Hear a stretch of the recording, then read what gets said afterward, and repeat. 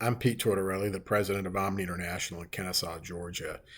Um, I have a story that I like to share with employees who question the work they do every day and whether or not what they do matters.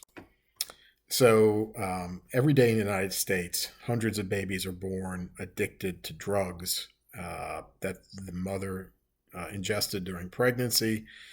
And typically, the doctors don't know what these drugs are, and they need to come up with a diagnosis so that they can treat these babies.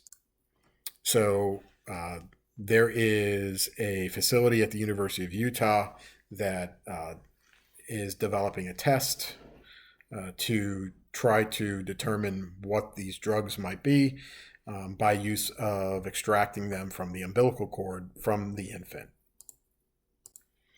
So, the people at the University of Utah bought one of our instruments to put into the workflow.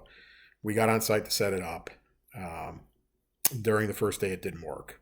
When we left, um, we were told by one of the research scientists, hey, you guys got to get this thing running because there's 300 samples we've got to process. And when I got back to my room at the hotel, it hit me that we had failed as a company. I had failed as a person. Our instrument had failed, and that there were 300 babies who were suffering, and I needed to help them.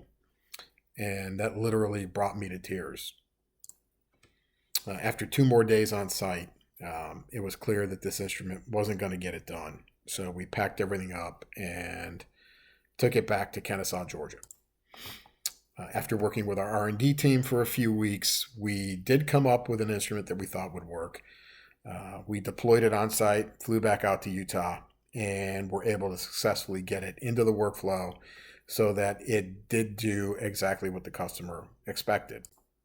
And so that instrument is still part of the workflow that University of Utah uses every day to process cords, extract the drug of abuse information, and get that back to the doctor so that the baby can be treated by an attending physician.